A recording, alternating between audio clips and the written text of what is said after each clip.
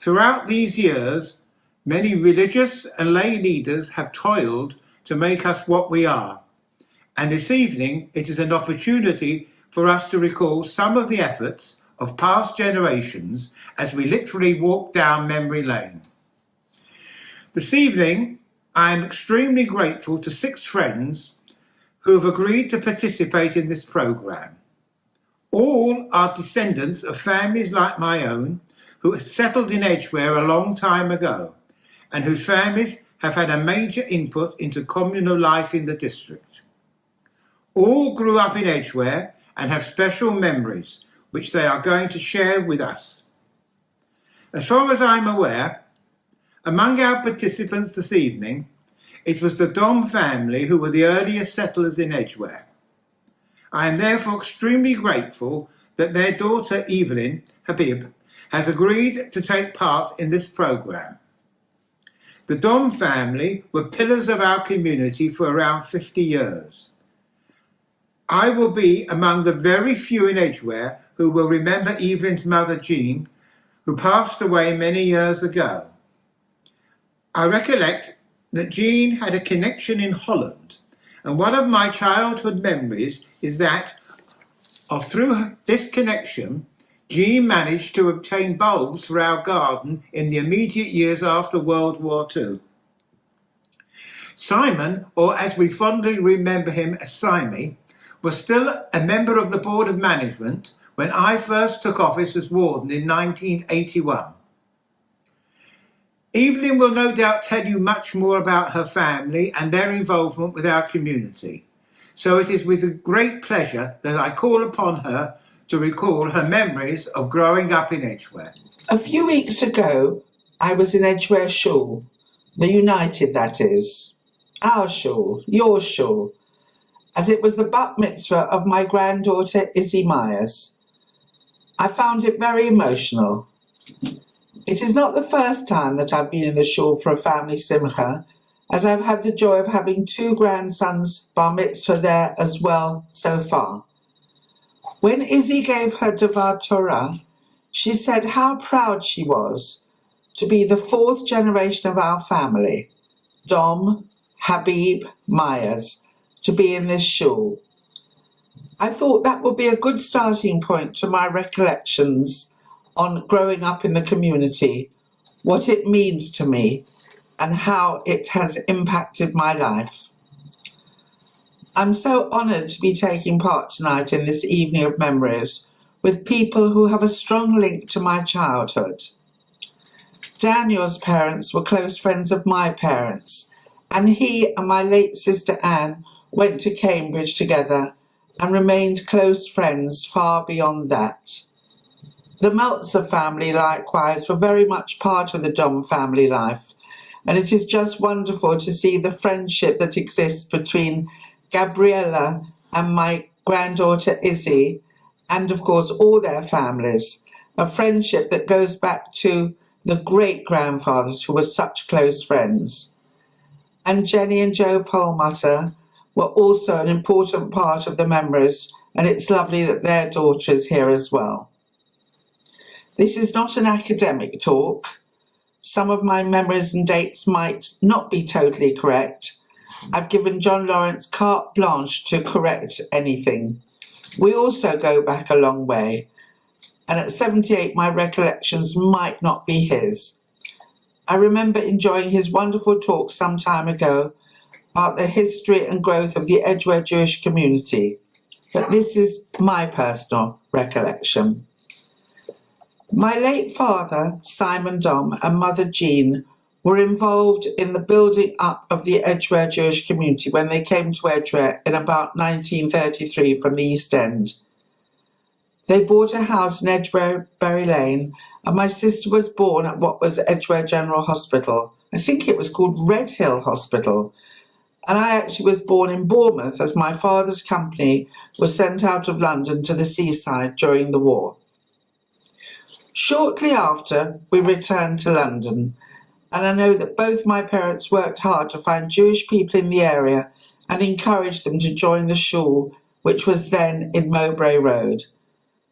It is strange that I went to that site so many times over the last few years, as 4 of my grandchildren went to Rush Pinnar Nursery and Primary School, which started in Mowbray Road and now has transferred to Glengore Road.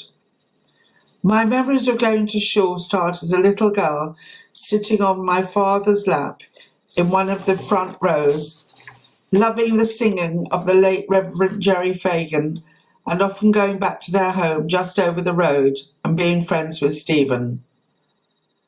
I truly think my love of Shul, synagogue music, and the whole feeling of belonging started there. We had Hebrew classes. I'm sure we did not call it Cheder then, Sunday, Tuesday and Thursday. And I'm not sure if I enjoyed it because of the study or my newly awakened interest in the boys that attended as well. My parents were involved in many aspects of the community's life, and my father founded the 11th Edgware Scout Troop, and there were guides and brownies and cubs. I still occasionally meet people who they say remember my parents because of their involvement in this movement. The Simon Dom Scout Hut in the grounds of the Shul is a worthy tribute to him and all his work, and my children, who all go to Edgware United, sounds like a football ground, especially as they're football fans, love telling me about going to cubs or brownies or birthday parties in Grandpa Simon's hut. My mother died at the age of 43. I was 10, my sister 13. She had a short illness, and I remember the total outpouring of love and support from the community. I do not think there was a Shabbat when we were not invited, or food was brought in and we were helped along this difficult journey. Memories of Edgware generally must include some of my close friends: Trudy, Penny, Lorraine, Tony Brown, Ruth Schreiber, the Kitzbergs, the Candlers, the Levers, many of whom went to Broadfields Primary School. There were no Jewish schools at that time until Rosh Pinnar was formed in 1954. I never felt we were met with any discrimination at school. There were lots of Jewish children. I enjoyed the walk past the open fields with cows there up the end of Broadfields Avenue. How things have changed. Now there's the Sephardi and I think another cemetery there. It seems very strange to me, but in a way a bit poignant because my late husband Aldo is in the Sephardi cemetery at the top of the road in which I lived. The move to the big new shul, what an event, what a different atmosphere. Some of us found it overwhelming, having been used to a much smaller place of worship, but it soon grew on us.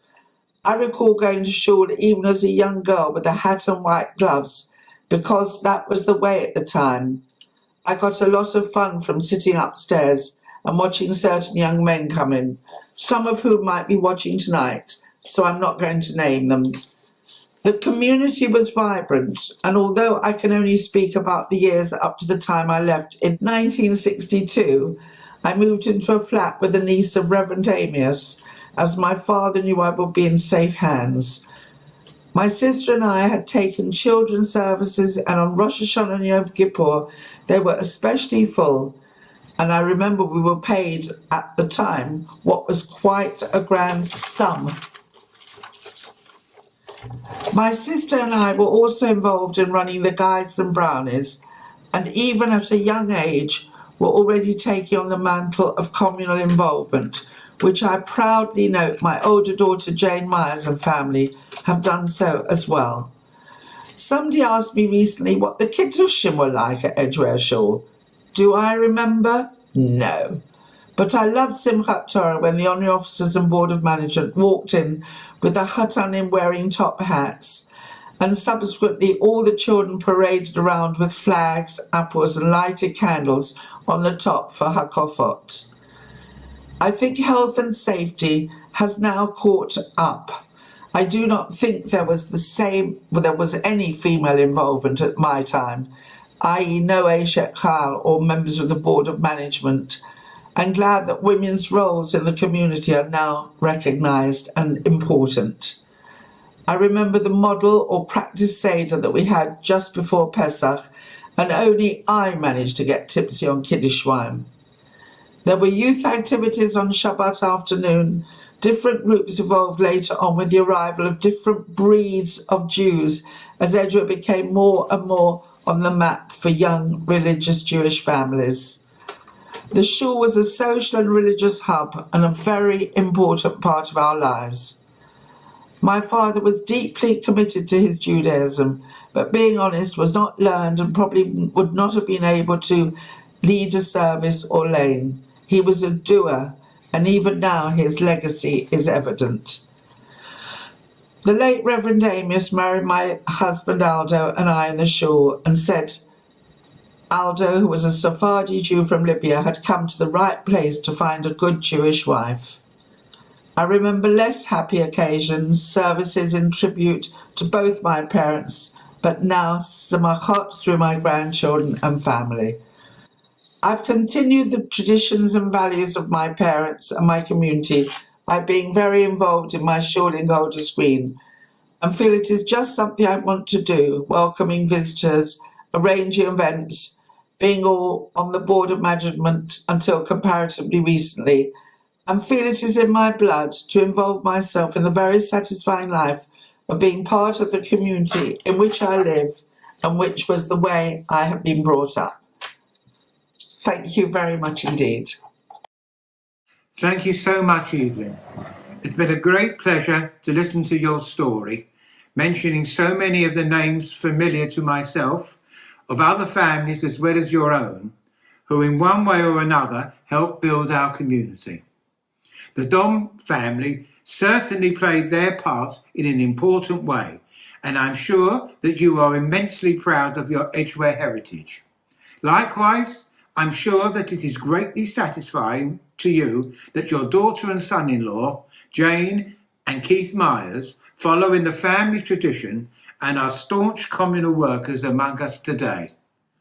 My next guest this evening is Daniel Snowman, who, like Evelyn, is an ex-Edgwareite who grew up here and whose family not only played an important part in the development of our community, but as you will hear from him, his forebears were very much at the forefront of Anglo Jewry in the 20th century. Daniel himself is a social and cultural historian and author of over a dozen books. He was educated at Cambridge and Cornell, was a lecturer at the University of Sussex, and went on to work at BBC Radio, where he produced a wide variety of projects on cultural and historical topics. Since 2004, Daniel has been a senior research fellow at the Institute of Research at the University of London. Daniel's published works include The Hitler Emigres, that is the cultural impact on Britain of refugees from Nazism, The Gilded Stage, A Social History of Opera, and most recently his autobiography, Just Passing Through, Interactions with the World, 1938 to 2021. Without further ado, it is my pleasure to introduce Daniel, who will tell us about his memories of growing up in Edgware. Hi, I'm Daniel Snowman, and I'm delighted to have the opportunity of talking to fellow Edgwareans. I wasn't actually born in Edgware. I was born in Brondesbury, where my grandparents lived and where my mother had been brought up and so on. My grandfather, my mother's father, was rabbi of the Brondesbury Synagogue. I'll talk about him in a moment. As it happens, I was born on the 4th of November 38, just days before Kristallnacht. But of course, I knew nothing about that at the time. And my parents moved when I was a baby, I was about 8 or 9 months, to this newly built home in Edgware in Hillersdon Avenue, number 17 Hillersdon Avenue, just behind what we used to know as the Leather Bottle, the pub that on the main road that isn't there now. And I've been back and forth. I've revisited many, many times to Edgware, including just a matter of a few months ago. Lovely place, Cannons Drive, Cannons Park, all that, Stanmore. And I was really brought up there from the moment I began to be aware of anything until I was about 18 or 19, the late 1950s. So let me just tell you a little bit about my reminiscences of life in Edgware. And if I can share the image. I forgive the forgive my starting off, but I've literally just a matter of weeks ago published a memoir, which a lot of it is just about my later life and where I worked and what I did and so on. But the opening sections are very much the most personal, and they're very much about my life in Edgware. In fact, on the left there, you can see a lovely picture of my father during the war, coming home for leave and holding me, little Daniel, up on his shoulders. They were lovely parents, my dad and mum. Arthur Snowman there with Bertha Nay Lazarus, and I'll talk about grandparents and so on a great deal. And there on the right, the picture of my dad holding me on his shoulders was during the early years of the war, I suppose about 1941, something like that, which I don't remember, but it was a lovely picture to rediscover. He would come home on leave occasionally. He was, first of all, he joined the fire service, the auxiliary fire service, the AFS, to help put out the Blitz. And then he's only about 25 or something. He then volunteered for the army and was on the south coast, the Kent coast, anti-aircraft, or ACAC, as we learned to call it. And every now and then he'd come home on leave, and I was very impressed that my daddy was in the army and we were fighting the war. And then he'd go off the next morning, put all his uniform back on again, and bought me a funny little soldier's hat. And my mummy and I would stand on the doorway and wave goodbye and kiss him goodbye. And he said, "Now, Daniel, while I'm away, dear, you'll look after mummy, won't you?"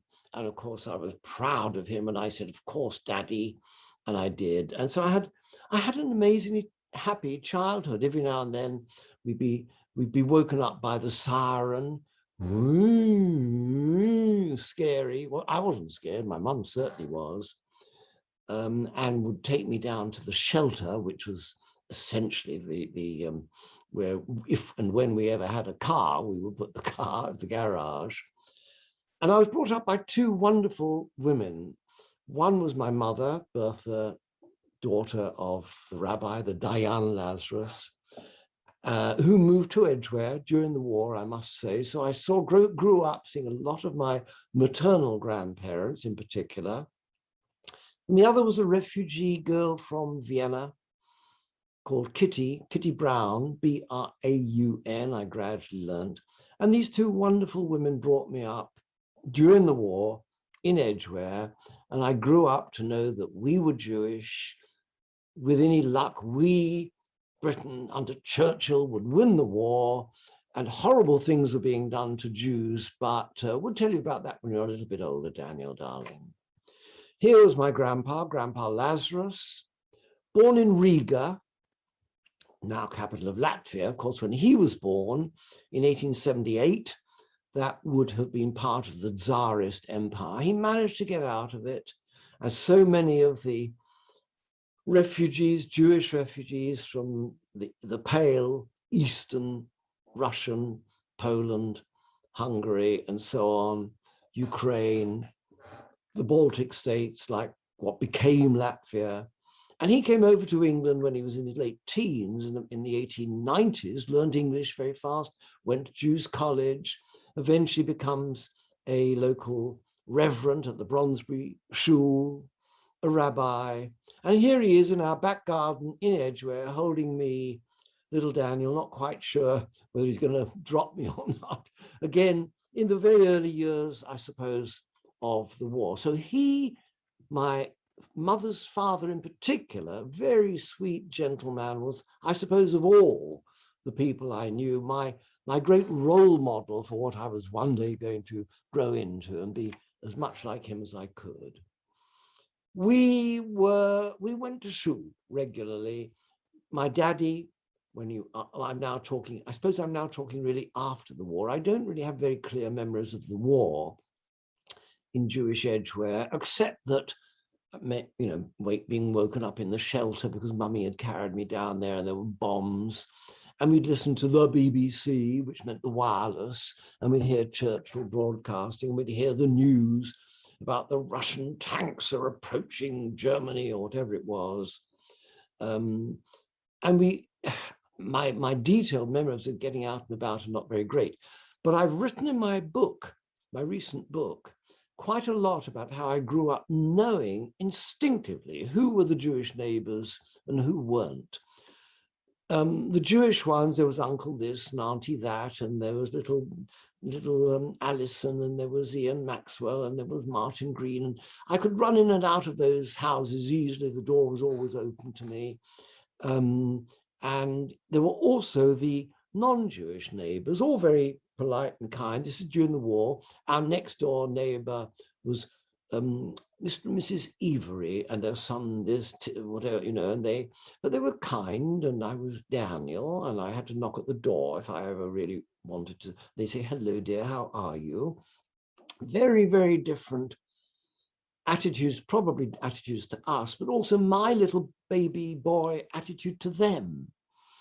I remember VE night, Victory in Europe night, and there was a bonfire, we all danced around it, and everybody was very charming and very nice. And then after that, the doors closed down somewhat.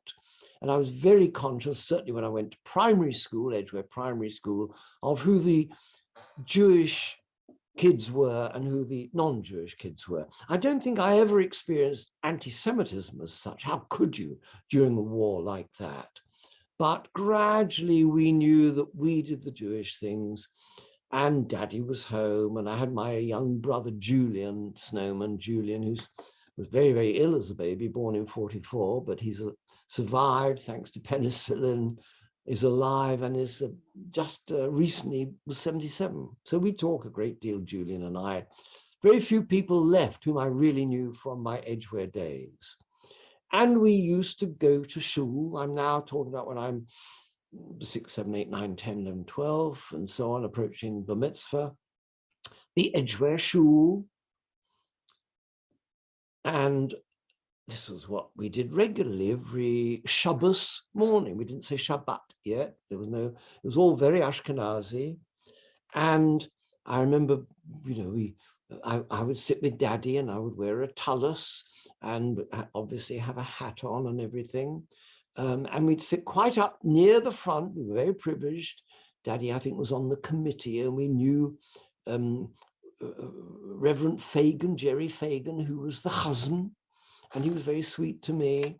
There he is on the left. And on the right, Saul Amias. Saul Amias was the reverend, but I didn't know him when I was very young because he was away being a chaplain during the war. And Reverend Tobias was the reverend when I was a little kid going to shul. But Saul Amias came back immediately after the war, and indeed was the reverend. For many, many years to come, I got to know him well. He was always very, very sweet to me, as was Jerry Fagan. I got to know members of the Amias family, Marilyn Amias, her little cousin, his niece, Naomi Silverstone. Later on, my good, very close friend, Nomi. And I was very privileged. You know, they all knew my grandpa Lazarus and what a distinguished man he was, and they were all hoping little Daniel would grow up and be rather like his wonderful grandpa Lazarus. Grandpa Lazarus, incidentally, during the war, lived just round the corner from what had been the Ritz Cinema in what I always, in later years, I always thought was a rather ironically named street. He lived in Old Rectory Gardens. And that's where I went to see Grandma and Grandpa quite a lot, which was lovely. When Jerry Fagan married in, I'm not sure, I think about 1942, there I was on the left as a little page boy with Jerry and Margaret Fagan. And the little page girl on the right of the picture is Marilyn Amias. Jerry died sadly fairly young. Margaret Amias lived on for many, many years and died not so very many years ago. So I knew then they were kind to me. And I went, of course, gradually as I got older to Hebrew classes at the, well, not quite at the Mowbray Road shul that I just showed you, long since the Rosh Pinah school. but in the buildings alongside it. And I would go and have my Hebrew classes there every Sunday morning. And as I got a bit older, I was even privileged to go there and have Hebrew classes on Tuesday and Thursday evenings. I was very much a little Jewish boy, learning Hebrew, learning about the Bible, learning that there was a book of the Bible that I was named after, Daniel, what goes on in that particular book, and so on and so forth. And we would have Friday night. I think the very opening sentence of my recent memoir is that I was born while Mummy was cooking the fried fish. In other words, I was born mid-morning on a Friday, when normally speaking, my mother would have been cooking the fried fish and everything for Friday night dinner with candles and prayers and all the rest of it, not on the particular date on which I was born. My grandpa, as I've said, was, a lovely man, very important to me. There he is on the left with me and my little brother Julian. Picture of him and grandma there. In the middle, grandma was Ada Lazarus, but née Cohen from the Manchester Jewish community, and with plenty of rabbinical people in her side of the family. And on the right-hand side there, grandpa in old age. You can see me there in my kind of late teens at the back right, alongside my cousin Faith, Auntie Lily, Miri in the middle there, my Auntie Vivian on the left, and so on. So grandpa was an important part of my life, but my parents in particular were very good, lovely, kind, Jewish from, but not extreme from parents. I remember my dad got really rather embarrassed, as indeed I think Grandpa Lazarus did, when you saw people, walking up and down on Shabbos, almost overdressed, displaying their Jewishness, when he was a rabbi, a dayan, as you see on the left. Yes, he wore a yarmulke, but he was also wearing a sort of almost churchy kind of round collar, dressed up sensibly. We were all very proud of saying the prayer to the royal family. And although I knew all the prayers in Hebrew and could sing the Mo'atzah and all the rest of it, nonetheless, we wanted to be as English as we wanted to be Jewish. We wanted to be jolly good chaps and proud of our Englishness and obedient Jews. And there was no inconsistency between the two. And I loved all that. Tiny little bit of music, you probably can't hear it. It's Mo'atzah. I recorded it in the late 50s. I'm there, my mum's there, but my old grandpa Lazarus was also singing along.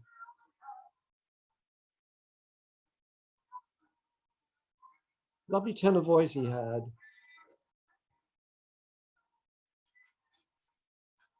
Sing a bit of death cant.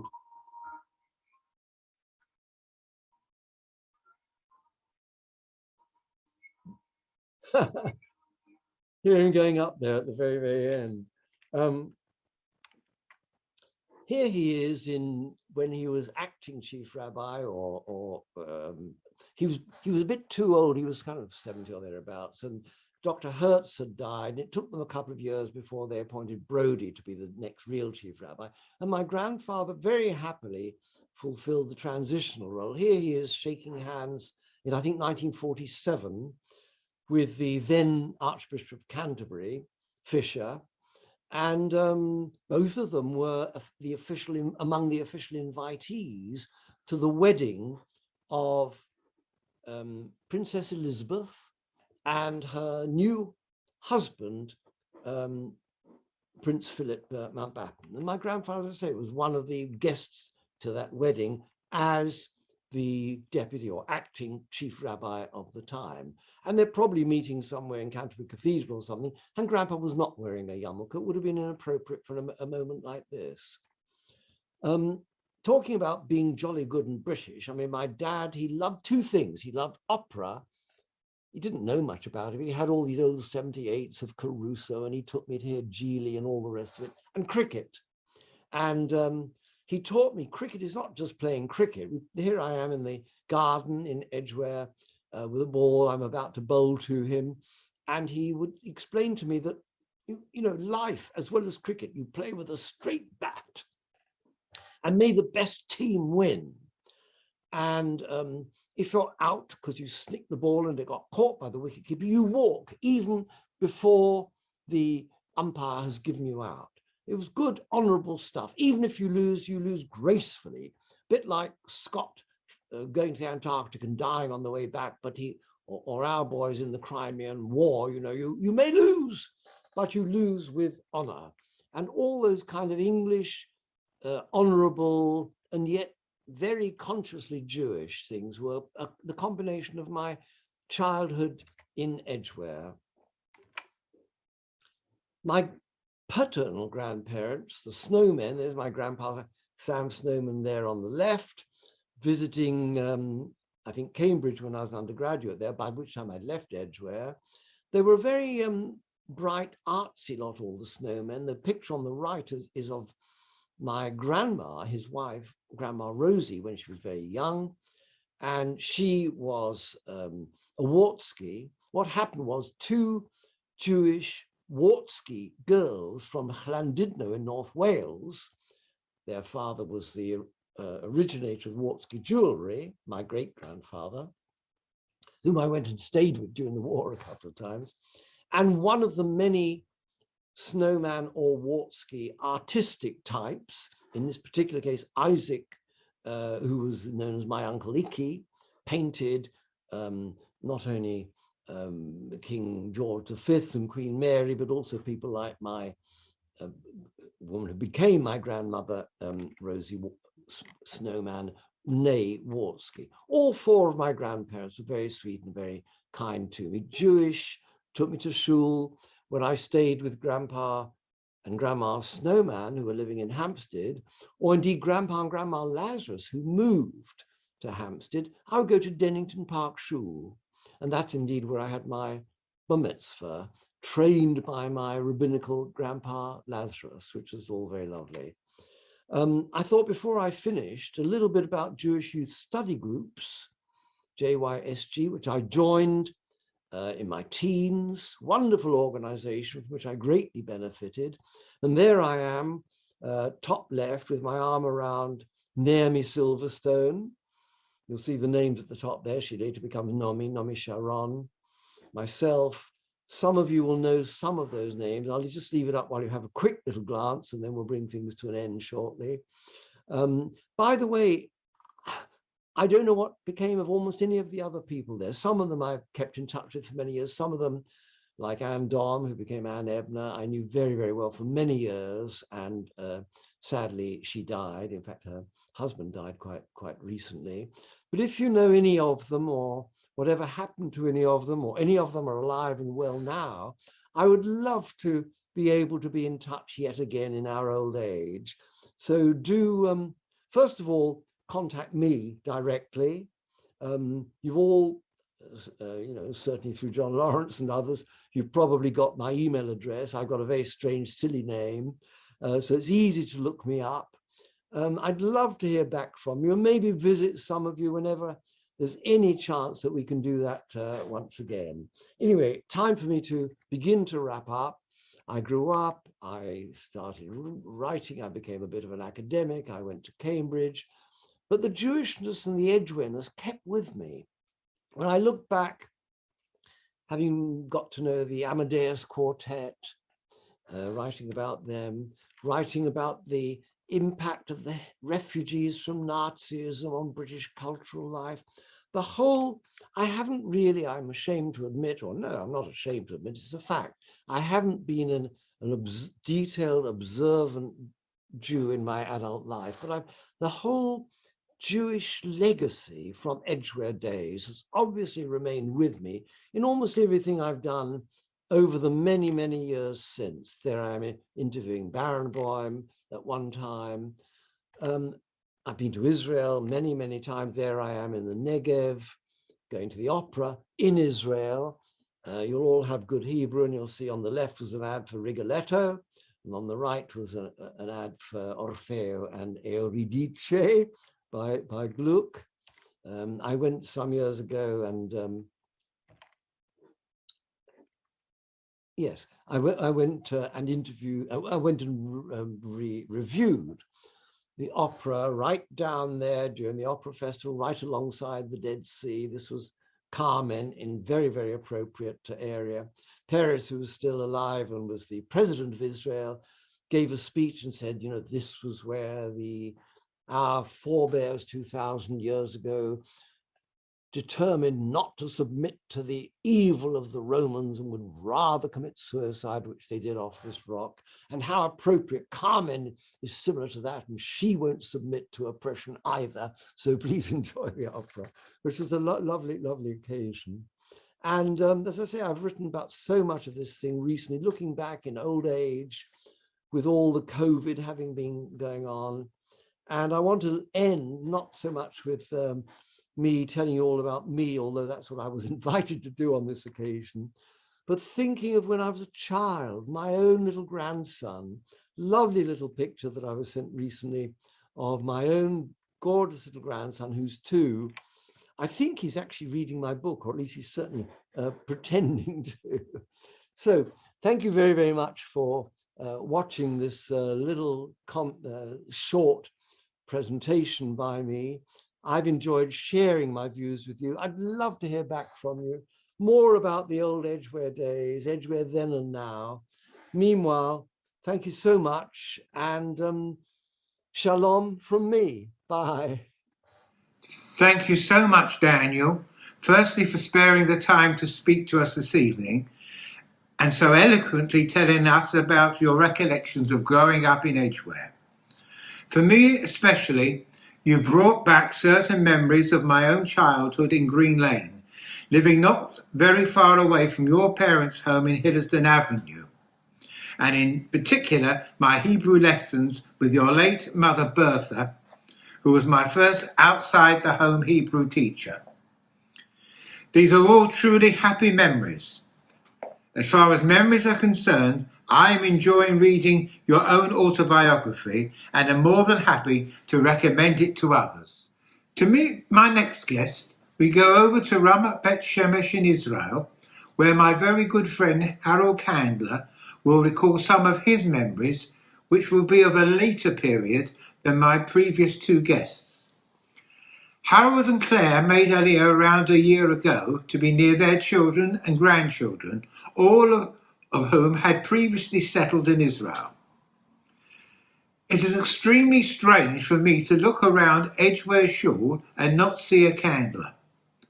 My own childhood memories go back to the earliest days when I attended Shul in Mowbray Road with my late father and grandfather, and we all sat in the row immediately behind the Candler family. Harold's uncle Ruby Candler sat in the warden's box as he became financial representative in 1946 and occupied that position until 1963, 6 years after we had moved into the present building. Needless to say, Harold was not around for most of those years. However, true to form in the Candler mould, Harold in his own right was totally committed to working for our community and gave his all to it. Harold was a member of the board during some of the period that I was warden, and I can testify to his total loyalty and his devotion to the community. Therefore, it is with great pleasure that we transfer to Israel to listen to some of Harold's own memories of growing up in Edgware. I would like to thank John for asking me to be part of this event. As this is being recorded, I hope I will not be duplicating the previous speakers. Talking to a camera and not a live audience is not my forte, so I hope you will bear with me. I was born into the community in 1957 and so attended the shul for around 60 years. Over the recent years when I attended the shul, whilst I was not the oldest person present, nor an elected elder of the shul, excepting for John when he was there, I was usually the longest attendee. On that basis, it's going to be difficult to condense 60 years of stories and anecdotes into the time allotted. As such, I will touch on some stories, and depending on how long you've been a member, a memory will be evoked. With my late friend Brian Gordon, alav shalom, we're the only people to date that I'm aware of who have been a chassan in the children's, the youth, and the main services on Simchat Torah. Claire and I were married in the shul, thus completing a unique set. My family first moved to the area in 1947.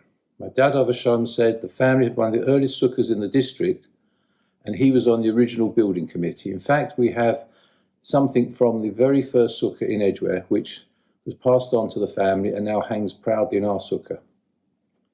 Post-war, there was a lack of building materials which limited the design of a shul to a copy of the building at the Festival of Britain from where the materials came. That said, the lack of materials was so acute at the time that the shul had to hire security guards to watch over them. In the 60s and 70s, when the shul was so regularly full on a Shabbat morning, there was a clamour for a third ladies' gallery, which was, of course, never built. The original shul was in Mowbray Road and the site of the old Rosh Pinah. It was after many years in the Rosh Pinah building that I realised that upstairs classrooms were in fact the Rose Harris Hall, and the odd-shaped cupboard at the end of the corridor was in fact the Aron HaKodesh used for Yom Ha'arim services. The sliding doors which made our classrooms allowed the shul to have classrooms as well as a hall. The junior classes of Rosh Pinah temporarily moved into the shul around 1968 when the school was being rebuilt, and the remnants of the Rose Harris Hall finally disappeared. My uncles and aunts were all involved with the shul. My mum arranged the Shavuot flowers for many years, and together with Auntie Alma, she helped serve kosher meals at lunchtime for those who went to non-Jewish schools. Auntie Millie Kander did the sewing alterations. Uncle Ruby was the financial representative between 1947 to 1956. Uncle Sol, being a strong left-hander, always had the first hug on Simchat Torah, which was the Sefer Torah, there's one that's turned around in a manner opposite to the regular way. Uncle Jack took the services in Mowbray Road on the Yamim Noraim. My cousin Jonathan blew chauffeur there many years later in the Mowbray Road overflow service, and together with my cousin Jeffrey Kander, we were both on the board of management. Dad and his brothers had yahrzeit for their mother on the 8th day of Pesach. It was a moving experience hearing them say Kaddish together with the family intonation. It might be difficult for people to imagine that the shul was full most weeks. For an aliyah, you were called up with your surname added to your Hebrew name to try and avoid confusion. When Mr. Sunshine had an aliyah, everybody smiled just hearing his name. On Rosh Hashanah and Yom Kippur, the hall was rammed with chairs. Ladies sat on the stage, some people stood. I sat on the steps so I could be near my dad. On Rosh Hashanah, shul finished around 1:45, having started at 8 o'clock. With the community staying. Sadly, the emphasis today is on finishing times. I'm not sure it brings more people into the shul. Decorum was important. People stood up for Reverend Amos and the Chazan. Walking across the shul was such a rare sight. Reverend Amos was an early influence on me. Blessing a bar mitzvah boy, he would say, "May the priestly benedictions be vouchsafed unto thee." As a child, I had no idea what he was talking about. All we knew was not only were the blessings were safe, they were vouchsafed. Whenever the children of the community were mentioned, Reverend Amos would always say, Ken Yirbu. He had his own nusach for Mariv after Shabbat, notably the bracha ending, Hamelech B'chvodo. He always referred to the Pauline Glick Hall adjoining. In fact, it was called the Pauline and Ralph Glick Hall, a discovery I made after many years. After the memorial service for Reverend Amos, Brian Gordon announced that the refreshments would be in the Pauline Glick Hall adjoining. Only old-timers like myself would have picked up on that one. My daughter Sarah was very impressed I had a Chumash signed by Reverend Amos. At the time, I didn't actually tell her there were thousands of them. Following Rabbi Harris of Shalom, Rabbi Rosenfeld came one Tishri. It was an honor to have him sign my Slichot book. The shul was blessed with many chazanim, from Reverend Fagin onwards, but of course Yossi Malavani and Asher Hainowitz stood out in my formative years. We had an excellent choir who sang from the choir gallery. I remember the Yom Kippur when Rabbi Schindler, then a teenager, had to conduct the Kol Nidre service, given the indisposition of the choir master. Mr. Grossman was the shamas. The small room where all the pertinences were kept was known as Mr. Grossman's room. As a child on Rosh Hashanah evening, such was the number of children attending, we had to queue in pairs around the bimah for Kiddush. Definitely no stepping on the first step of the bimah until the chazan has finished. My late friend Alex Fagenbaum of Shalom always found it sad to see the relative lack of children in more recent years. Alex would always say the word Vatodienu when Yom Tov followed Shabbat with Mr. Grossman's Annunciation. It's his personal tribute to Mr. Grossman. Mr. Grossman always had the first Pasicha on Yom Kippur morning and would always give you a bracha in Yiddish when you passed before him during Hakafos. On the A41 side of the building was the Ladies' Guild room. There was a small room also equivalent to Mr. Grossman, in both of which I had Cheder lessons. Very, very rarely was there a communal Kiddush. Firstly, because the number of people was too many for the size of the hall, and most families could not afford the cost. The suites were always from a warden, not the minister. This changed over the years. Here's one to test the length of time you've been a member. How many honorary officers can you name? My recollection goes back to Mr. Goldberg. Mr. Abrahams was the secretary when I was young. I was considerably older before I called him Connie. The office in what is now the bride's room. It was special going there to pick up my bar mitzvah certificate. In latter years, the office moved upstairs to what was then called the boardroom. It was a room with just a table tennis table in it, but I don't remember anyone ever playing tennis, where I also had Cheder lessons. Its current home is another classroom that I had Cheder lessons in. There was a Maccabi board on the wall opposite the back staircase, but I never saw any names on the roll of honour. The Aaron Meltzer Hall is now called the Beis HaMedrash as well. It was split into 3 classrooms by sliding doors. My first Cheder lesson was in the far one, and it was of course home to the children's service. Cheder was 3 times a week. I always missed the Tuesday episode of Batman to go to Cheder. They write books about people who made sacrifices for Yiddishkeit, but I don't think missing an episode of Batman will get me into one of these books. Mrs. Letchford, the caretaker's wife, would let you have 1 cup of squash and 2 biscuits, no more. Does anyone remember all the caretakers from the Letchford onwards? My cousin Jonathan, my brother Joel, and I always had a decision to make. Do we go home for tea or straight to Cheder from Rosh Hashanah to play football? I sat all the Cheder exams, including the Jews College School Certificate. In my opinion, it was a mistake to close the Chadarim, thus severing a connection between children and the shul. I have somewhere a photo from the model Seder when I was the father. Midnight Slichot was packed with people bringing in chairs from the hall. Health and safety had not yet been invented. Prior to Bnei Akiva coming to Edgware, we had Chevron, an independent Jewish club with many of my cousins being involved in running it.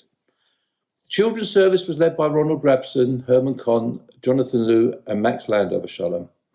Together with my dad, Uncle Jack, and the youth service, I learnt how to lead the davening. We were thrilled when someone presented silver for the small Sefer Torah which sat in the dedicated ark. We felt, now we are like the grown-ups. I'm not sure what happened to the silver. Only some remained when I started running the children's service. As I alluded to, later on the wheel turned full circle, and I became one of the leaders of the children, the Tiny Tot service with Stephen Galloway and Les Haddy. I was present at the start of the youth service 51 years ago on Parshat Chayei Sarah. It was not initially welcome, but that's another story. We won the inter-synagogue quiz twice, and we were runners-up in the inaugural football cup. I saw that the youth service is now having some full service davening. The lack of full services, particularly on Yom Kippur, worries me with regard to the future. Not many people would regard the shul as a romantic spot, in particular the Scout Hut, but I beg to differ. It was in the Scout Hut in 1975 that I first met Claire at the first youth service Simchat Torah lunch. Again, time stops me from telling the full story of organising the lunch. All our children met their spouses via the MVS Minyan, the young adults Minyan that sadly closed down due to lack of attendees, and Bnei Akiva. For that alone, I am grateful to the shul. We were all married in the shul itself. I was honoured to have started the shul Purim party with Claire and Sharon Ben-Hur following the lead of Rabbi Sudak. It was free admission, but you had to go into shul first to hear the Megillah. The hall was always rammed, packed with people. We had bouncy castles, face painting, candy floss, magicians, quizzes, a free raffle, and go-home shlach manot gifts for all the children. It was Claire's idea to launch the ice cream kiddush on Shavuot. We helped organise children's services, lunches, a newsletter, a birthday kiddush, and for a number of years, a birthday presentation was made to each child. I was involved with the first communal Seder in the shul. Again, it was free admission, but I'm lacking in time to tell the full story of that one. As an Israeli citizen, I would be remiss if I did not promote Aliyah, and would certainly be taken to task by former member Rabbi David Milston, son of Shul Chaver, Jeffrey Milston. I wish Edgware United and its members well for the future. May the shul go from strength to strength until the ultimate simcha, the coming of the Mashiach, rebuilding of the temple speedily in our days. Once again, thank you, Harold, for participating this evening. Edgware United has been indeed very fortunate to have had the Candler family as members for so many years as we did, and their involvement in the different aspects of our communal existence has enhanced our standing. We wish Harold and Claire many years of good health and happiness together with their children and grandchildren in Israel. And notwithstanding the geographic distance between us, we look forward to the continuation of the close friendship we have personally and communally enjoyed with them. Returning now to Edgware, it is now my pleasure to welcome Alan and Anthony Meltzer, cousins who both grew up in Edgware and whose family also arrived in the district more than 75 years ago. The Meltzer family have given sterling service to our community, and this involvement carries on until the present time. Anthony's late father, Eddie, was a member of the Board of Management for many years, and as you would hear, he was deeply involved in youth work, benefiting so many young people. Today, Anthony's daughter, Danielle Meltzer Ovadia, is a member of our executive and serves as one of the 3 vice chairs. Alan has worked with me in the past researching the history of Edgware United and is fortunately possessed of a wonderful memory to record events that occurred years ago in the community, particularly when it was in Mowbray Road. His own communal involvement has been with other communities, particularly serving as warden at the New West End Synagogue. So, over to Anthony and Alan, who will recall some of their own memories of Edgware. Good evening, everybody. My name's Alan Meltzer, and this is my cousin, Anthony Meltzer. First of all, we'd like to give you a short synopsis of the Meltzer family connection and memories of Edgware United Synagogue and the Edgware community. The Meltzer family have been members and involved in the Edgware community for over 70 years. Anthony's father, Eddie Meltzer, moved to Edgware in 1944, originally living in Dorset Drive, then moving to Penshurst Gardens a few years later. My father, Joe, moved to Edgware 1 year later and lived in St Margaret's Road.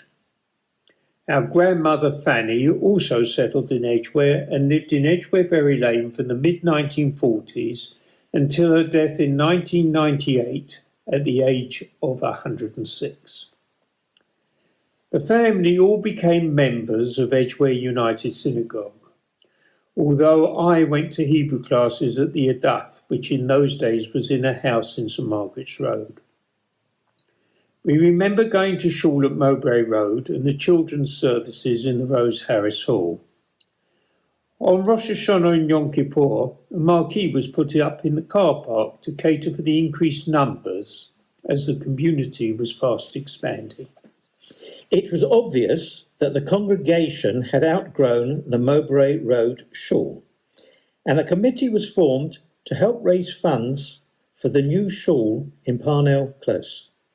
Eddie was on the fundraising committee, and I remember him attending many meetings and arranging fundraising functions, which proved a great success. Eventually, the new shul was built using the frame from one of the buildings from the Festival of Britain, which had been bought and stored at Bushy Cemetery. There were some quirks in the design of the building, such as the downstairs toilet constructed behind a Bet HaMidrash, the Aaron Meltzer Hall. But we understand that this was partly due to the death of the original architect as the building was being constructed. Also, the ladies' gallery is fairly steep because it was the only way the number of seats could be accommodated within the restrictions of the building roof. We remember in one of the first services on Rosh Hashanah, microphones were used, and so that the people sitting in the Pauline Glick extension could hear more easily. This was soon stopped by head office.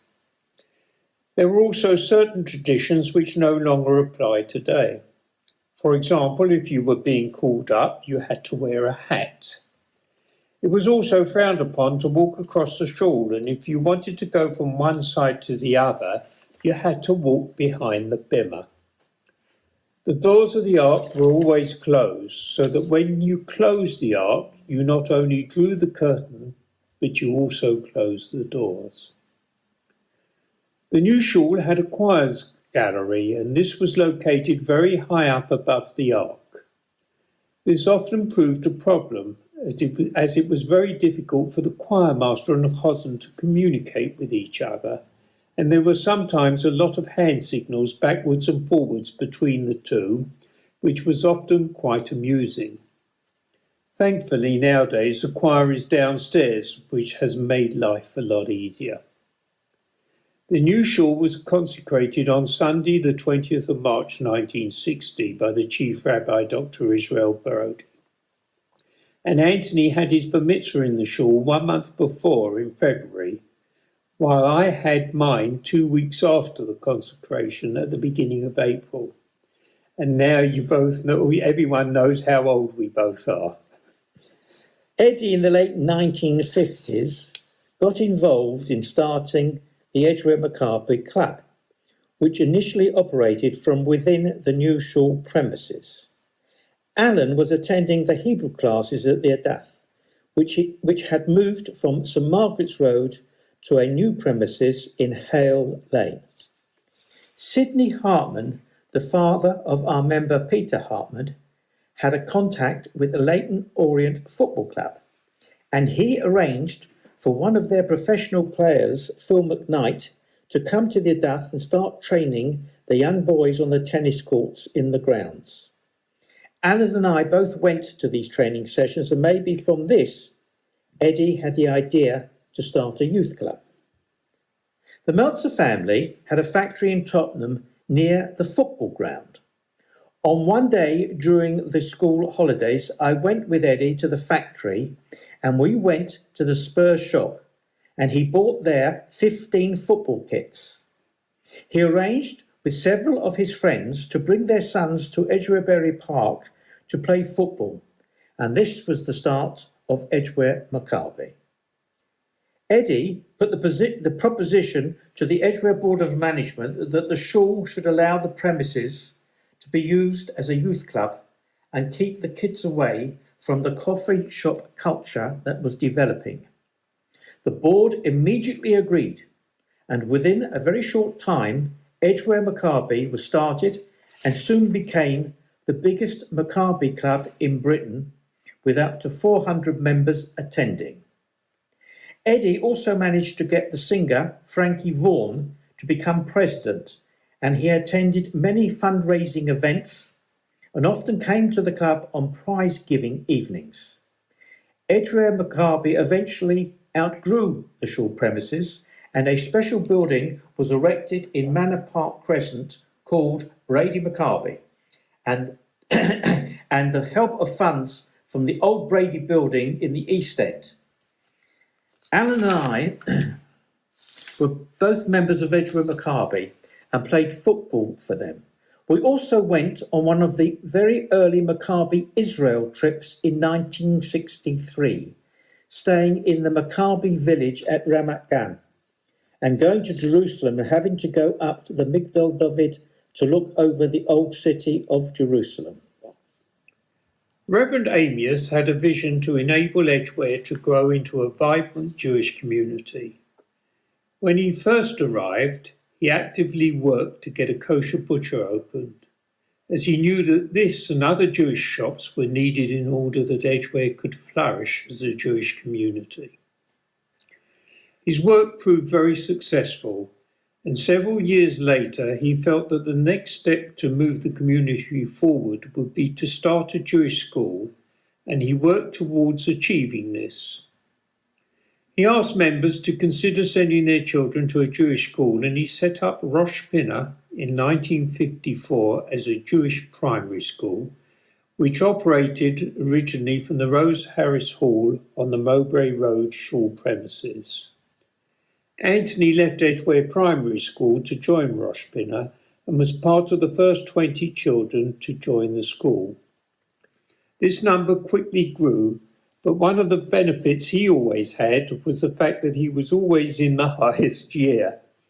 It is amazing to think how far Reverend Amius's dream has developed, and today the school has its own premises in Glengall Road and over 360 pupils.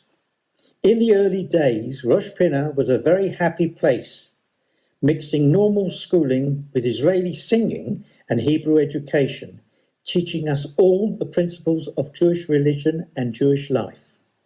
Reverend Amius was a hands-on principal and always had time for all the children. It still brings back happy memories of my time at the school there.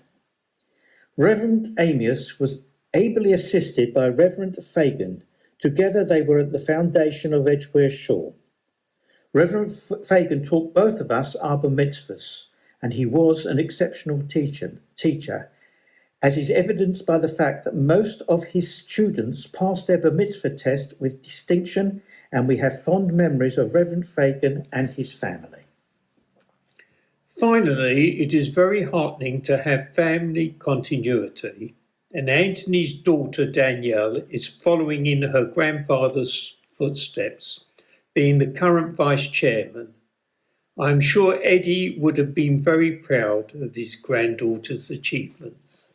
Thank you very much. Thank you. Thank you both, Anthony and Alan, for your most interesting recollections of communal life as it was when you grew up in Edgware. On a personal note, our friendships and associations are decades long, and I hope that this will continue for many more years to come, and that the wider community will continue to benefit from your and your family's involvement as it has in the past. My final guest this evening is Helena Cohen, née Perlmutter. To all our shul regulars, Helena needs no introduction. Her family's work in our community is legendary. Helena is married to Jeremy Cohen, and I frequently wonder how the shul would manage without Jeremy's involvement. There is not a single aspect of communal activity that is going on where Jeremy is not involved. Helena herself, in her own quiet and unobtrusive manner, has made major contributions to the welfare of our community, and as an educationalist, she would be the first to say that she has had the finest teachers anyone could have in life in her parents, as their influence has guided her throughout. Helena grew up in Edgware, in a home where both her mother and father were totally immersed in communal affairs. Father Joe was an honorary officer for almost 20 years, serving firstly as financial representative and later as warden. I was one of those who had the privilege of serving with Joe as co-warden for some of those years, and he was the most loyal and diligent of people to work with, and a fine and willing mentor. Jenny was a pillar of the Ladies' Guild, as it was in those days, as well as being deeply involved in League of Jewish Women's activities, guides, and a host of other communal organisations. It therefore would come as no surprise that Helena, who grew up in the Perlmutter home, would have so many memories of her parents' association with our community, and in their memory be willing to share those with us this evening. So Helena, with eager anticipation, we look forward to hearing from you about your memories of growing up in the Edgware community. My parents, Jenny and Joe Perlmutter, Aleichem Hashalom, moved to Edgware in 1961. They wanted their children to grow up in an area with a vibrant Jewish life. I remember them telling me how they looked for a district with a shul, a school, kosher shops, an area with good transport links to London, and they wanted to be close to the countryside. They followed other family members who had already settled in Edgware. Edgware Shul was central to our way of life. It is therefore my pleasure to share with you some memories of the davening and services, activities and events held in the Shul building, and to try to capture what made and still makes the Edgware community so special. There are too many people to name, so I apologise at the outset for not mentioning individuals by name. As a child, I felt it was a privilege to be able to daven in Edgware Shul. We were always blessed with outstanding rabbinical leaders and chazonim who were known for their talents around the world. Our Yom Tov and weekly services were enhanced by the choir. When I was growing up, I was aware that Edgware United was a flagship shul with the largest membership in Europe. Rosh Hashanah and Yom Kippur were truly special. Crowds would be seen flocking towards our shul, and seats were at a premium. Family members would try and sit together, and when seats became available to be reallocated, family members would be offered the seat near a relative.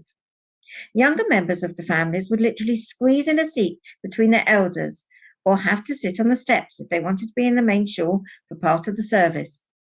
In the days before health and safety rules, people would be seen standing by the doors if they didn't have a seat. There was not a seat to be had in the main shul, the hall, or in the overflow service, which for many years was held at Rosh Pinna School, first in Mowbray Road, then in Glengall Road. There were children's services and a youth service, which was held in the Scout and Guide hut. After the youth service, it was tradition that a large number of teenagers would congregate in the car park. The whole shul premises was buzzing. There were people you would see weekly, and those who you would see only on the Yom Noraim. There was always a real sense of community, as people would arrive year after year and return to their seat. There were smiles and greetings and a few words of catch-up. It didn't matter who you were, how often you attended, you were welcome. One Kol Nidre night, the shul was suddenly thrown into darkness. The memorial candles flickered as the whole community froze. There was no panic, only silence. Everyone waited and wondered what was coming next. Should the chazan continue? Would we all have to evacuate? Who or what had caused the lights to go out? All remained calm, and within a short while it was discovered that the lighting circuit had a fault. Everyone was very relieved. Simchas Torah was always a highlight. There was something going on for all age groups. After the traditional tea on Shemini Atzeres afternoon, the shul would come alive. Picture the scene. A large number of children would gather together and be led around the back pews of the shul, carrying flags with an apple on the top. We would skip, run, jump, and sing, all at the same time. I remember thinking how it was the one night of the year when we were allowed to freely run around the shul. At all other times there was decorum in the shul, and that was respected. There were even ropes put across the aisles from the bimah to stop anyone walking through the shul during parts of davening at other times. Simchas Torah morning, we would all queue up for our bag of sweets. That was certainly a highlight for all the children. As a teenager, I remember the youth service ending around 2 p.m. on Simchas Torah, having started in the Scout hut and then moving to the main shul. It was followed by a lunch, which was held at the old Rosh Pinna building in Mowbray Road. Many long-lasting friendships were made at these times. As a child in the late 1960s and early 1970s, I attended the Edra Cheder. It was not an option, but an expectation that Sunday mornings from around 10 a.m. to 1 p.m. will be spent learning to read Hebrew, translating Chumash, and learning Halacha, all in a very formal manner. From the age of about 9, I also attended classes on Tuesday and Thursday evenings. After-school activities had to fit around Cheder. Every year, there was a prize day, which was attended by around 400 pupils of the Cheder and their parents. This was a highlight for the community. I remember being distraught one year when my father had to receive a prize on my behalf, as I had tonsillitis at the time. Over the years, I have seen the shul offering so much to all age groups.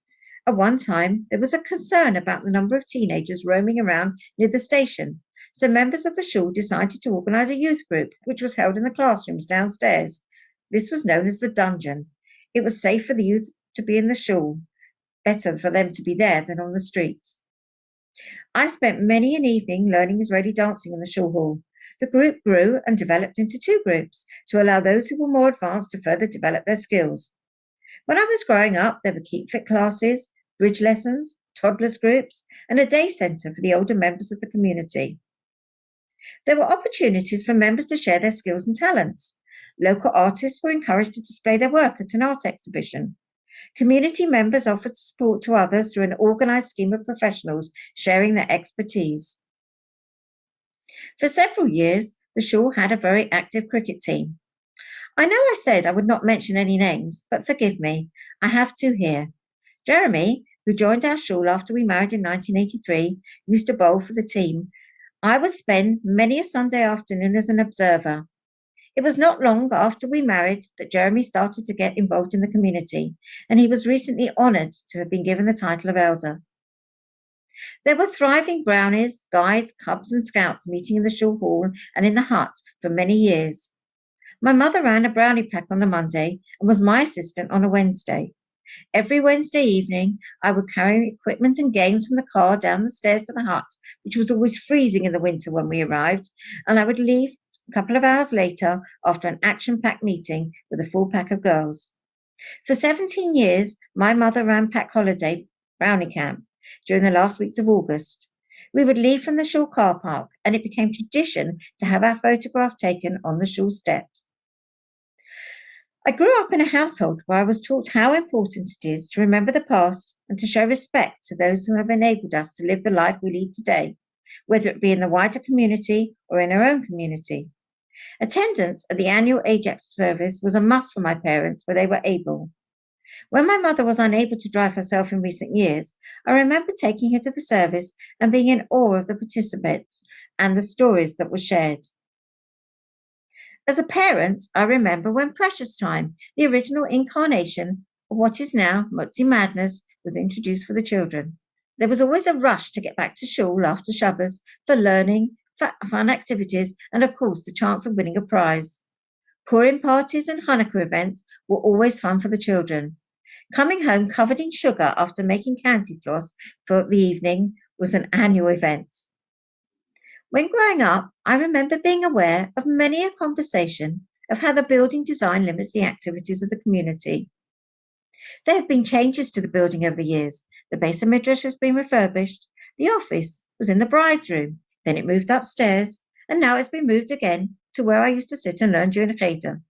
The kitchen has been redesigned, and more recently, the entrance has been refurbished. The fencing around the perimeter of the site has made it more secure. Despite the challenges of the building, community leaders over time have been creative and managed to ensure that the best use is made of the space available to meet the needs of the community. A few balloons, decorations, and lighting transform the hall into a party area for many a simcha. At events such as an annual Uncle Moshe concert, when the hall was packed with adults and children, no one noticed the height of the ceiling or that the walls needed painting. All I remember is that Uncle Moshe was leading a parade of parents and children around the hall. Everyone was singing and dancing as they went. The shul premises has been a central site for the wider Edgware community.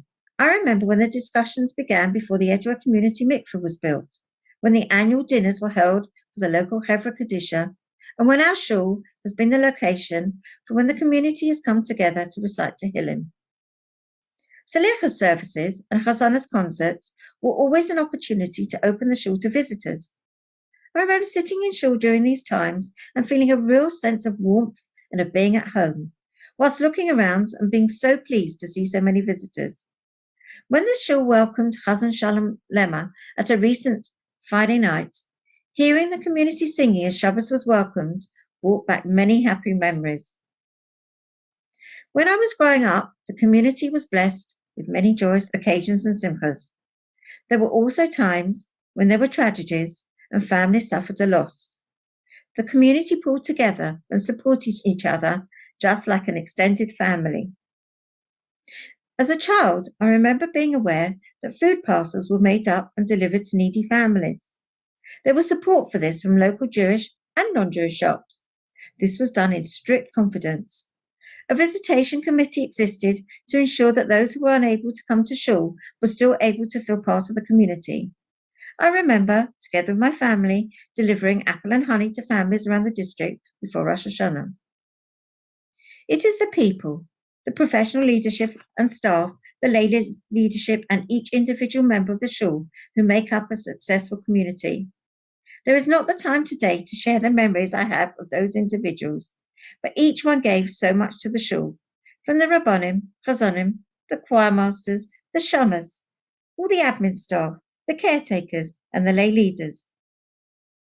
My final memory I would like to share with you is of the last time I took my mother to shul on Purim morning, 5780, February 2020.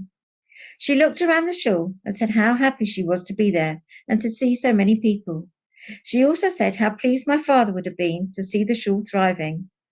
My thanks to everyone, those past and present, who have made our shul a place where people feel welcome, comfortable to daven, and where people can be part of the community. A shul which offered and still offers so much to so many. There are those whose names are known, their families who support them, and those who work silently in the background. You know who you are. I hope the shul goes from strength to strength, and that those growing up in the community today will have as many happy memories of being part of Edgware Shul as I do. Finally, I'd like to thank Spencer, John, and Tony for making this event possible. Good night. Thank you, Helena, for sharing your memories with us. Revisiting the events of past years, and particularly those where some of us have shared a connection, is a particular joy.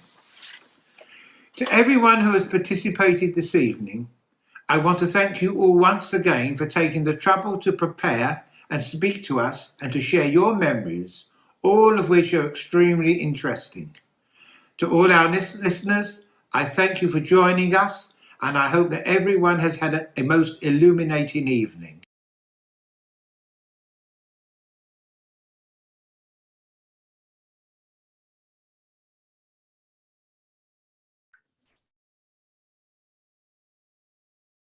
Right, well, thank you all very much. I think there are people who wish to speak. If you do wish to speak, can you raise your virtual hand in the reactions? Is Jeanette Fever here? No, she wished to speak. Anyone else? No. Could you unmute Melvin Miller first, please?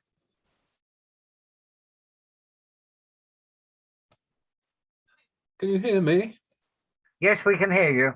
Oh, good evening. Simon Don was my mother's cousin. We joined the shul in 1973, so I'm a very new member, only 48 years. And Simon, the first thing he did when he saw me come into shul was to come over and welcome me to Edgware Shul. My kids went to the Cheder 3 times a week. And I'd like to say that my daughter Francine won the Lotte Dom Memorial Shield for the best Bat Chayil student in about 1991. Whatever happened to that shield? It was on display in the entrance hall. It's disappeared now. Right.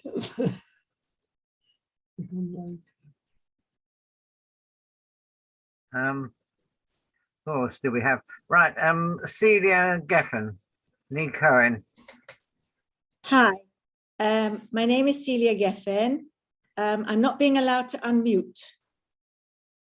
Can you hear me? Yes, we can hear you, but we don't have your camera on. You should have my camera on. Is that better? Yes, that's fine. Thank you. Right. My name was Celia Cohen. My parents were Tessa and Harry Cohen. I lived in Edgware and was an active member of Edgware Shul, as were my parents. Both my parents had a prize named after them at Prize Day. When my mother passed away, we decided that would be a benefit. It was the Tessa and Harry Cohen Memorial Prize. And I understand that there are no more Edgware Synagogue Hebrew classes, which I used to go to myself. I have warm memories and still friends to this day with Stephen Fagan, whose dad was the Chazan Jerry Fagan. I have only warm memories. Harold Candler, I was his madricha, which I don't think he even remembers. And wonderful, wonderful memories of growing up in Edgware Shul. My father sat in the second row and actually opposite Jerry Fagan. And my mother was the chair lady of the Edgware Friendship Club, which I don't know if that's even in existence, but she was a very active member and an active chairman until she passed away in 1976. My family and I have been living in Israel since 1977, which is a very long time. but I still have the most wonderful memories of Edgware and everything that it involved. And Saul Amias was under our chuppah when we got married, not in Edgware, in Dollis Hill. And I've just had a message from Harold, and he says, of course, I remember you. So that's really nice. Anyway, I wish the community much success, much love. And Evelyn Don was my tawny owl in the Brownies in Edgware. So go back a long, long way. Right, David Kuczynski. Yes, I like to talk about the Edgware Maccabi. Got very fond memories of that, especially going to the dances. We got a lot of people coming. But what wasn't mentioned was you had to come, I think it was midweek. If you wanted to go to the dances, you had to do some educational things. So people went to that as well. And we had some very interesting speakers, I remember.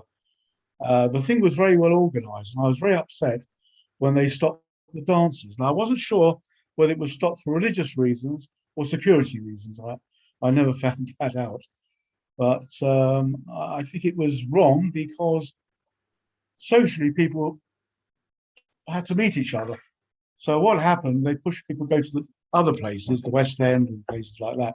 But I think it was the most successful of the Maccabis. It ran for, I think, 8 years, something like that. And it was very enjoyable. And I got very fond memories of that.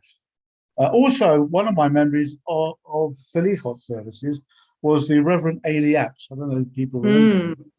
Eliat, of course. Wonderful, wonderful cousin. Still alive, over 90, jumping out of planes.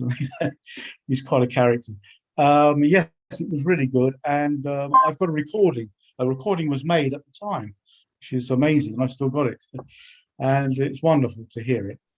Anyway, that's my reminiscences. Thank you very much. Thank you. One of the Hartmans wishes to speak. I don't know which one. Right, go ahead. Hi there. Both of us. Go ahead. One of the things was that Edgware Maccabi, I was actually member number 5. I think Frank Taylor was number 1, if you remember him, those who do. But on Saturday nights in the winter, at that time in the late 50s, the Shul dance hall, which was the Meltzer Hall, was packed with rock and roll, everyone dancing together at that time. Of course, that has stopped since then.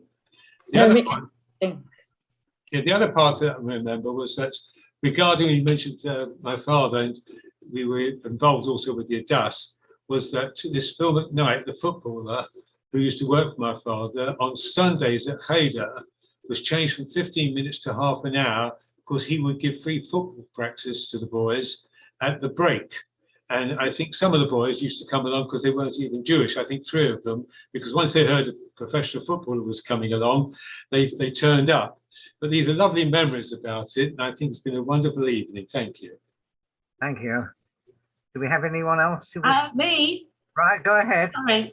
Go ahead. I used to come to Edgware Maccabi on the bus from Finchley because I lived in Finchley, but Edgware Maccabi was so famous that we came from all over Golders Green, Hendon, Finchley. And believe me, in those days, Finchley was a long way away. It's a lot nearer now.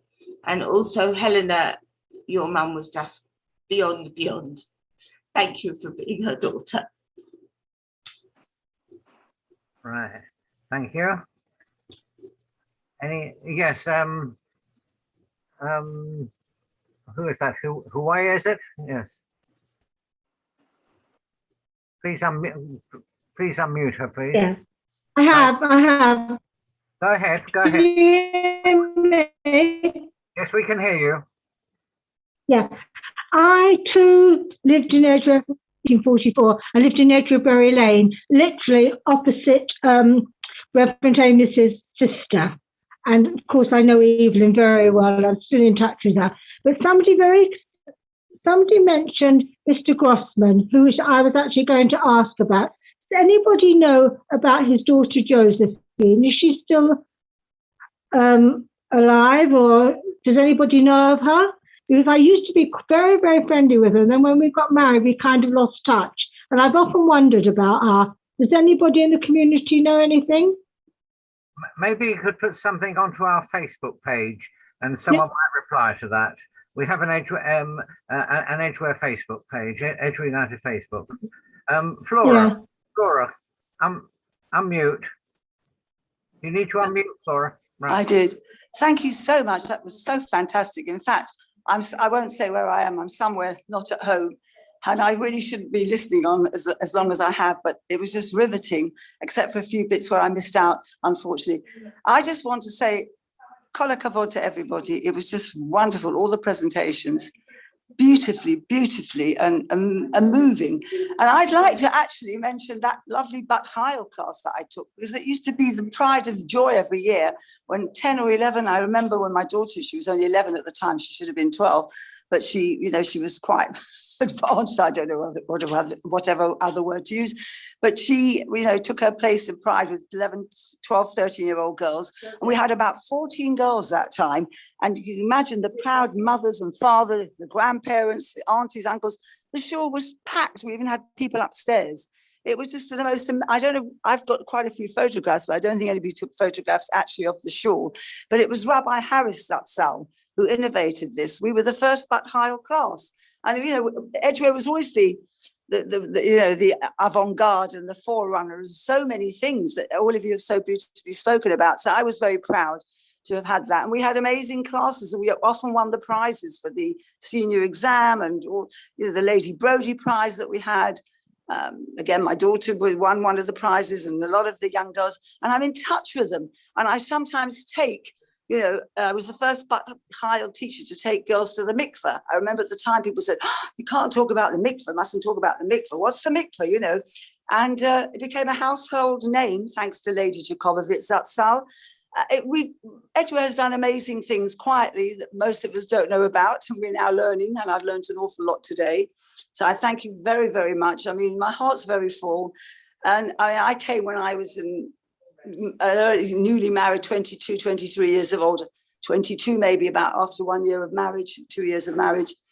I'm so emotional about it. I know exactly when it was, but I don't want to waste your time. And so I've been here a long, long time. And Herbert also was very involved with the shul. He was head of the cheder or the chadorim. I don't the what do you call it? I can't speak. I'm very emotional about it. The older children. School certificate class. No, it wasn't that. It was the adult, not the adult education. We ran it in Orange Hill. It was the older children's classes after they finished cheder. There was a senior class. I don't know what one called it, but it was amazing. We had amazing teachers there, and the children learnt a lot. It was after, bar and bat mitzvah, Right. bat and bat mitzvah. I can't remember. It'll come to me in a minute. Somebody must know, sitting there listening to me rabbiting on. It's an amazing community. And although I live most of the time in Israel and I happen to be here now, I must tell you, there's nowhere like Edgware. Edgware's the best, really. I have to say that. It's fantastic. Thank you. Thank you. Thank you so much. And thank everybody. I'll take one final comment if there is one. If anyone else wishes to speak. Yes, Daniel, unmute yourself. She seemed very efficient. In the far left-hand corner to unmute.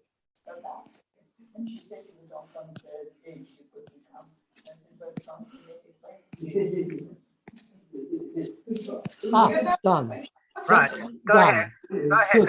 No, it was just such a pleasure participating in it. And seeing and hearing so many lovely old friends. I mean, to hear Evelyn talking about her family, her father, whom I knew, her sister Anne, and then later on when it was my turn. Could I stop you for a moment? Could people mute themselves? Can you hear me? Yes, but someone else is talking. So could they mute themselves to let Daniel speak uninterruptedly? Go ahead, Daniel. Yes. No, I was saying how much pleasure I got. I mean, Danny Kuczynski just asked a question, and he lived exactly opposite us in Hillersdon Avenue. And lovely seeing you, Danny. Evelyn Nay Dom, now Evelyn Habib, mentioned her sister Anne, who was one of my dearest friends. And then later on, when I mentioned Jewish youth study groups, and the Edgware branch, which included a photo of Anne Don, as she was then, and several other people, Jeanette Stern, now Jeanette Amid, whom I recently had a wonderful email exchange with after, 60 years or more. Dear Jeanette, don't know whether you remember me. How are you? I was looking at a picture of you the other day. Got a lovely long one back. One of the nice things about COVID and being very old is I find I'm recontacting many people from my youth and my childhood, including those old Edgware days, which I greatly enjoy. One other thing, when I did my own little presentation, I tried, and it didn't work, and I'm sorry about that, to play a little bit of Moed Tzur at the time of Hanukkah in 1959, when my grandpa Lazarus came to the Hillerson Avenue in Edgware, and he and my mum at the piano, and my dad and I and my dear brother Julian, who was just 77 the other day, despite his terrible illness as a child. I told him I was doing this, and he mentioned all sorts of names. He remembered Reuben Candler and so on.